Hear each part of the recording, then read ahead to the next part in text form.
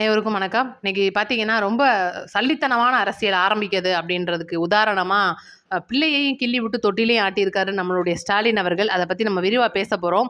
அது போக பார்த்தீங்கன்னா, இன்னைக்கு மீண்டும் தலை தூக்கும் ஜாதி அரசியல் அப்படின்ற பேர்ல பல்வேறு விதமான விஷயங்கள் விஷமா பரவிட்டு இருக்கு நம்மளுடைய தமிழகத்துல. இதையும் நம்ம டீட்டெயில்டா பேசப் போறோம். இதுக்கு முந்தின போட்ட வீடியோல நான் தெளிவா சொல்லியிருப்பேன். அழகிரி மகள் பார்த்தீங்கன்னா, நம்மளுடைய விஜய் அவர்களுடைய சந்திக்கிறாங்க. இது இது வந்து பெரிய மாற்றத்தை குடுக்குமா அப்படின்னா, ஒரு சில பகுதிக்கு மட்டும் குடுக்கும் அப்படின்றது தான் உண்மை. இதுவும் நம்ம டீட்டெயில்டா பேசுவோம். இன்னைக்கு சேகர் பாபு மேல பல்வேறு விதமான வழக்குகள் பதிவாயிருக்கு.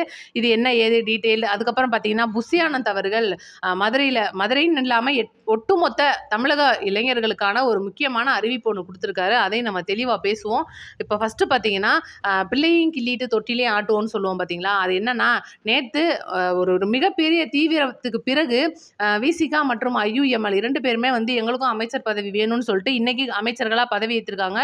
வன்னியரசு அவர்களுக்கு சமூக நீதித்துறையும், பார்த்தீங்கன்னா ஷாஜகான் அவர்களுக்கு சிறுபான்மையினர் நலத்துறை, இந்த 2 துறைகளும் வந்து இன்னைக்கு தமிழக அமைச்சரவையில ஒதுக்கி அவங்களுக்கான பொறுப்புகள் குடுத்திருக்காங்க. இது சாதாரணமா வந்த பொறுப்பு அப்படின்றது கிடையாது. ஒரு கூட்டணி கட்சியில இருக்கும்போது இன்னொரு கூட்டணிக்கு ஆதரவு தெரிவிக்கிறாங்கன்றத தவிர, இன்னொரு கூட்டணியவே நாங்க முறிச்சுட்டு இங்க கூட்டணி ஆட்சி அதிகாரத்துல பங்கு அப்படின்ட்டு வர்றோன்றது வேற. அந்த மாதிரி வரும்போது பார்த்தீங்கன்னா, எந்த ஒரு பிரிவினையும் இல்லாம அவங்க கலந்து ஆலோசிச்சு அவங்களுடைய மேலிடம் சொல்ற முடிவை தான் அவங்க எடுப்பாங்க. திருமாவளவன் அவர்கள் தெளிவாவே சொல்லியிருப்பாரு. எங்களுடைய பொதுச் செயலாளர் அவர்களும் சரி, கட்சியில இருக்கிற நிறைய பேரும் சரி, இந்த முடிவை ரொம்ப நாளைக்கு முன்னாடியே எடுத்தோம் நாங்க. ஆனா சில பல காரணங்களுக்காக இதை வந்து நாங்க தள்ளி கொண்டுகிட்டே வந்தோம் அப்படின்ற இடத்துல இன்னைக்கு காலையில ராசா அவர்கள் ஒரு மோசமான பதிவு ஒண்ணு போட்டிருக்காரு. என்னன்னா, மனம் முடித்தவளை தவிர்த்து புணர்ச்சிக்காக வேறோட இடம் தேடி போனா பரவாயில்ல அப்படின்ற அளவுக்கு ரொம்ப கேவலமா வந்து பெண்களை சித்தரிச்சு ஒரு பதிவு. எதுக்காகன்னா, விசிகா மற்றும் ஐயுஎம்எல்ஏ நம்ம தாக்கிடுவோம், முன் ஏற நாங்க தந்த ஏனியும் சமூக நீதியை கேள்வி கேட்கும் சிறுத்தையும் ஒரு விசிலுக்காக இப்படி போயிட்டீங்களே அப்படின்றத வந்து அவர் சொல்ல வந்திருக்காரு. இன்னைக்கு தமிழக வெற்றி கழக தொண்டர்களோட மனசுலையும் சரி, தமிழக வெற்றி கழக இளைஞர்களா இருக்கிறவங்க, ஏன் நிர்வாகியா இருக்கிற நிறைய பேருக்கே திருமாவளவன் அவர்களுடைய கட்சி வந்து தமிழக வெற்றி கழகத்துல இணைஞ்சது அப்படின்றது துளி கூட விருப்பம் இல்லாம இருக்கும். நம்மளுடைய கமெண்ட்ஸ்ல கிட்டத்தட்ட 1000க்கு மேற்பட்ட கமெண்ட்ஸ் அந்த மாதிரி இருக்கு. நீங்களும் வந்து பார்த்திருப்பீங்க. ஏன் அப்படின்ற ஒரு காரணம் வரும்போது, இன்னைக்கு திருமாவளவன் அவர்களா இருக்கட்டும், வன்னியரசு அவர்களா இருக்கட்டும், குறிப்பிட்ட சமுதாயத்துக்கு மட்டுமே பேசுவாங்க. இவங்க வந்து எப்படின்னா, ஒரு நீதிமன்ற வாசலிலே ஏர்போர்ட் மூர்த்தி அவர்களுக்கு என்ன நடந்துச்சு, இது போக ஏகப்பட்ட விஷயங்களை வந்து விசிகா கட்சி எந்த மாதிரிலாம் தன்னை தானே சித்தரிச்சுக்கிருச்சு, திமுக அப்படின்ற ஆளுங்கட்சி கூட இருக்கிறனால நாங்க என்ன வேணாலும் பண்ணலாம் அப்படின்ற இடத்துல அந்த இளைஞர்கள்லாம் என்ன பண்ணுனாங்க, என்ன விஷயமும் இன்னைக்கு நமக்கு தெரியும். திருமாவளவன் அவர்கள் இதுக்கு எந்த ஒரு பதிலும் கொடுக்காம, நம்ம வந்து என்ன வேணாலும் விமர்சனம் பண்ணலாம்னு சொல்லிட்டு ஒரு காலத்துல நம்மளுடைய விஜய் அவர்களை மோசமா சித்தரிச்சவர் தான் இந்த திருமாவளவன். இன்னைக்கு வந்து கூட்டணி கட்சியில வந்து சேர்ந்துட்டார் அப்படின்றதுக்காக இன்னைக்கு நம்ம அவருக்கு முட்டு கொடுக்கணும், செம்பு தூக்கணும் அப்படின்றது கிடையாது. ஐயுஎம்எல் எடுத்துக்கங்க, அது அகில இந்திய கட்சி.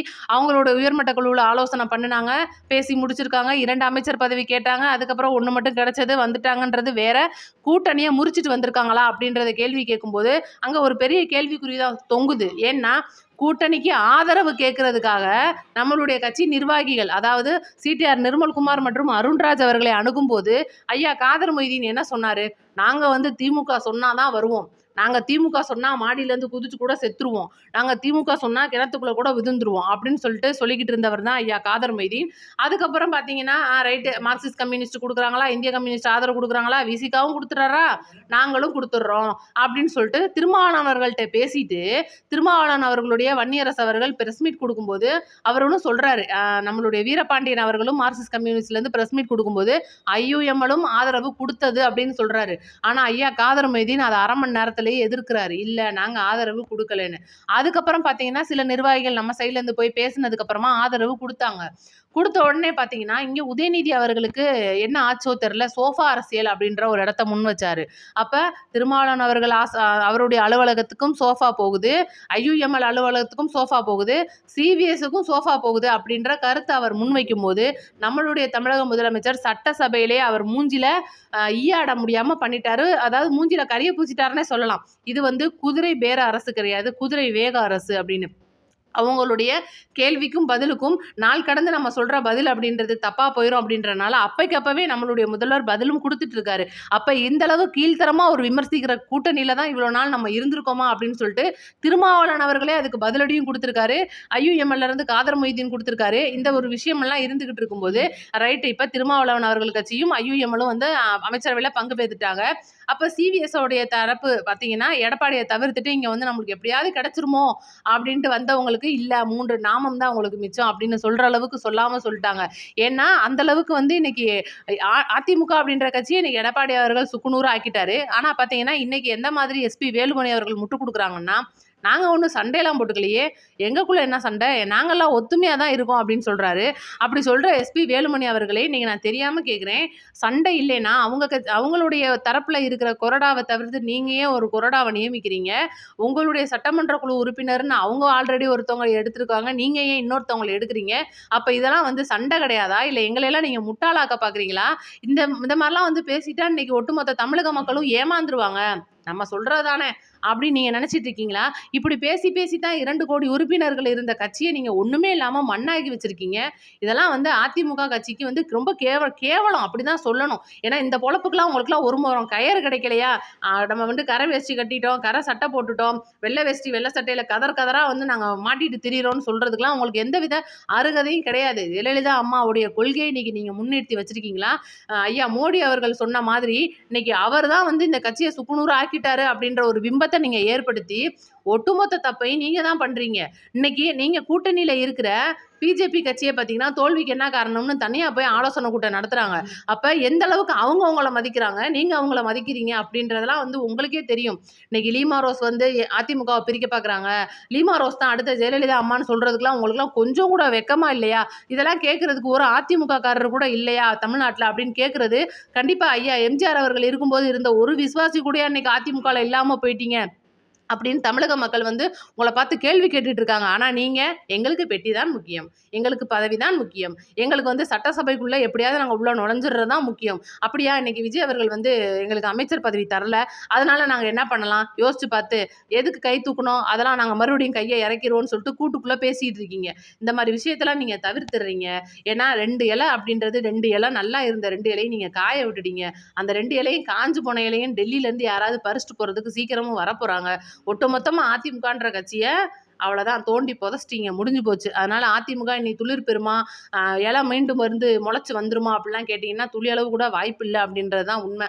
அடுத்து நம்ம திமுகவுடைய மிக முக்கியமான விஷயத்தை பத்தி பேச போறோம். நேத்து தான் நான் சொல்லியிருந்தேன், இன்னைக்கு காலையில வீடியோல இதெல்லாம் எப்படி உங்களுக்கு கிடைக்குது அப்படின்னு நிறைய பேர் கமெண்ட்ல கேட்டிருக்கீங்க. நம்ம வந்து முழுக்க முழுக்க நான் உண்மையை தான் சொல்லுவேன் அப்படின்னு நிறைய இடத்துல சொல்லியிருக்கேன். நம்மளுடைய திமுகல இருந்து நிறைய பேர் பார்த்தீங்கன்னா அதிமுகல போய் சேர்ந்தாங்க. குறிப்பா மதுரையில ஒரு காலத்துல கொடி கட்டி பறந்தவர் தான் நம்மளுடைய அழகிரி அவர்கள். அழகிரி பார்த்தீங்கன்னா ஐயா கலைஞர் அவர்களுடைய மூத்த மகனாக இருந்தாலும் அந்த முதல்வர் பதவி அப்படின்றது ஸ்டாலின் அவர்களுக்கு தான் கொடுத்து வச்சுச்சு அப்படின்னு சொல்லலாம். அந்த ஒரு விஷயத்துல தனிப்பட்ட முறையில இருந்த அழகிரி அவர்கள் அவங்களுடைய மகளான கயல்விழி அவர்கள் இன்னைக்கு நம்மளுடைய தமிழக முதலமைச்சரை சந்திச்சிருக்காங்க. முதல்வர் பதவி ஏற்கிற விழாவிலையும் அவங்க கலந்துருந்தாங்க. இந்த என்ன விஷயம், என்ன மேட்டருக்காக வந்து சந்திச்சிருக்காங்கன்னு நீங்க கேட்டீங்கன்னா, சீக்கிரமா நம்மளுடைய தமிழகத்துல உள்துறை அதாவது உள்ளாட்சி தேர்தல் வரப்போகுது. அவங்க வந்து ஆரம்பத்துல இருந்து இன்னைக்கு திமுக எந்திரிச்சு வந்தது எப்படின்னு கேட்டீங்கன்னா, மேயர், மாவட்ட செயலாளர், அப்படியே வட்ட நிர்வாகி, கவுன்சிலர் அந்த மாதிரி ஒரு விஷயத்துலேருந்து தான் ஏறி மேலே வந்திருப்பாங்க. அந்த ஒரு இடத்துல மீண்டும் தன்னுடைய தந்தை பதவியில் இருந்த மேயர் பதவியை அவங்க வந்து கேட்டிருக்காங்க அப்படின்ற ஒரு காரணம் தான் வந்துட்டு இருக்கு.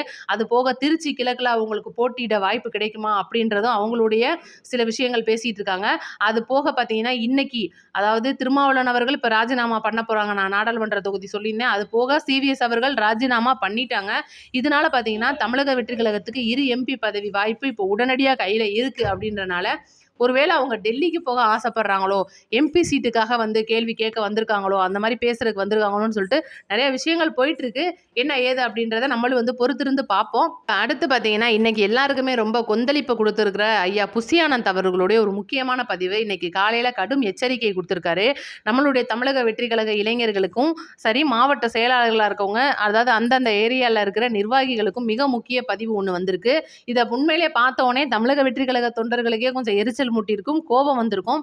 தயவுசெய்து அந்த மாதிரி கோபப்படாதீங்க. அவங்க சொல்றதுக்கு காரணம் வந்து அரசு வந்து இன்னைக்கு நம்ம கையில இருக்கு, இது வந்து நம்ம பண்றது தப்பு அப்படின்னு ஒரு பக்கம் முன் வச்சா கூட, உண்மையிலேயே மனசை தொட்டு சொல்லணும்னா எனக்கே அது கோவம் வந்துச்சு. அதுதான் உண்மை. இன்னைக்கு வந்து அவங்க கேட்குறாங்கன்றதுக்காக நம்ம வந்து விஜய் அவர்களுக்கு சப்போர்ட் பண்றோம் அப்படின்றதுக்காக எல்லா விஷயத்திலையும் தலையாட்டிட்டு போகணும் அப்படின்ற அவசியம் நமக்கு கிடையாது. இதை நான் ஏற்கனவே நிறைய இடத்துல பதிவு பண்ணியிருக்கேன். நம்மளுடைய ஆட்சியில கூட எதனா தப்பு வந்துச்சுனாலும் நம்ம கண்டிப்பா கேட்கணும், கேட்டு தான் ஆகணும்னு சொல்லியிருக்கேன். நேற்று சிடிஆர் நிர்மல்குமார் அவர்கள் அந்த ஒரு ஆகம விதி மீறல் படி திருப்பரங்குன்றம் முருகன் கோயிலுக்குள்ள போயிருந்தாரு. அந்த ஒரு விஷயம்லாம் கூட அதுக்கே நான் பதில் சொல்லியிருப்பேன். அவங்க சைட்ல இருந்து அதுக்கு சொல்லியிருக்காங்க.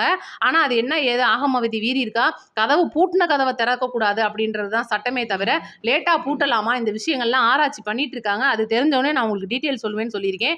அந்த ஒரு விஷயம் அடங்குறதுக்குள்ள இந்த ஒரு விஷயம் காலையில இருந்து பரவுது. இது என்னன்னா இன்னைக்கு எதிர்க்கட்சியா இருக்கிறவங்களுக்கும் சரி, இதுக்கு முன்னாடி இருந்துகிட்டு இருக்கவங்களுக்கும் சரி, அசை போடுறதுக்கு ஒரு விஷயமா கிடைச்சிருச்சு அப்படின்னு சொல்லணும். என்னன்னா இதுக்கு முன்னாடி மாவட்ட செயலாளர்கள், நிர்வாகிகள்லாம் நம்மளுடைய ஸ்டாலின் அவர்களோட ஆட்சியில என்னெல்லாம் தப்பு நடக்குதுன்னு சொல்லிட்டு கவர்மெண்ட் ஹாஸ்பிட்டல், மதுபான விடுதிகள், ஏகப்பட்ட இடங்கள் இந்த மாதிரி விஷயத்துக்கு உள்ள போயிட்டு ஆராய்ச்சி பண்ணி எடுத்து அதை வந்து பதிவு பண்ணுவாங்க. இந்த ஒரு விஷயம் வந்து தமிழக வெற்றி கழகத்துக்கு பெருமளவு பிளஸ் கொடுத்துச்சு. இதுதான் வந்து உண்மை. அது போக தான் நாம் தமிழர் தம்பிகள் கூட ஒரு சில இடங்கள்ல அந்த ஒயின் ஷாப் விஷயம்லாம் வந்து கள்ளத்தனமா மது விற்கிறதெல்லாம் கூட போட்டுட்டு இருந்தாங்க. அப்பெல்லாம் வந்து இன்னைக்கு இளைஞர்கள் செஞ்ச அந்த ஒரு நல்ல விஷயம் இன்னைக்கு நம்மளுடைய கையில அரசு வந்ததுக்கு அப்புறமா நீங்க தப்பு சொல்லாதீங்க, தப்ப வெளியில காட்டாதீங்கன்னு ஐயா புசி ஆனந்த் வந்து இளைஞர்களுக்கு பரிந்துரைக்கிறாரா அப்படின்றது ஒரு மிகப்பெரிய கேள்வியா இருக்கு. இன்னமும் கூட அது வந்து பல இளைஞர்களுக்கு மத்தியில கோவத்தை கொடுத்துருக்கு. இதை பத்தி நம்ம பேசுவோம், டீட்டெயில்டா பேசுவோம் அப்படின்னு நானும் சொல்லியிருந்தேன். இது வந்து உண்மையிலே எனக்கும் வந்து கோவத்தை கொடுத்துச்சு. என்ன இது தப்ப கூட வெளியே சொல்லக்கூடாதுன்னு சொல்றாங்களா, இது தப்பா இருக்கே, இது நம்ம செய்யக்கூடாதே அப்படின்ற ஒரு என்னுடைய கருத்து இது. உங்களுடைய கருத்து என்னன்றதை மறக்காம வந்து கமெண்ட்ல சொல்லிருங்க. அது போக நான் சொன்னேன் பார்த்தீங்களா, ஜாதி அரசியல் இன்னைக்கு மெல்ல மேலேறி வருதா அப்படின்றது. அந்த ஒரு விஷயம் வந்து நம்மளுடைய அறநிலையத்துறை அமைச்சரா போட்ட பிராமணர் அப்படின்ற ஒரு இடத்துல பிராமணர்களே அவரை எதிர்க்கிற விதமா நிறைய வந்து இன்னைக்கு சமூக வலைதளங்கள்ல பயங்கரமா பேசிட்டு இருக்காங்க. ஆனா இது வந்து முழுசா வந்து இந்த பிராமணர், மேல் ஜாதி, கீழ் ஜாதி இதெல்லாம் உடைச்சு ஆகணும், உடைச்சு எரியணும், எல்லாருமே சமம் அப்படின்றத காட்டணும் அப்படின்னா நம்மளுடைய தமிழக முதலமைச்சர் இன்னைக்கு சமூக நீதியை வந்து ஒரு பெருமளவு எடுத்துட்டு போறாங்க அப்படின்றதுதான் உண்மை. அதனால அமைச்சர் இதை பண்ணிட்டாரு, அமைச்சர் அதை பண்ணிட்டாரு, அமைச்சர் ஏதோ தப்பு பண்ணிட்டார் அப்படின்னா நம்ம கேட்கலாமே தவிர அவர் பிராமணர் அப்படின்றதுக்காக நம்ம அந்த இடத்த தொடுறதுன்றது நல்லா இருக்காதுன்றது தான் என்னுடைய கருத்து. உங்களுடைய கருத்தை மறக்காம கமெண்ட்ல சொல்லிட்டு போங்க. அடுத்த வீடியோல சந்திப்போம். நன்றி, வணக்கம்.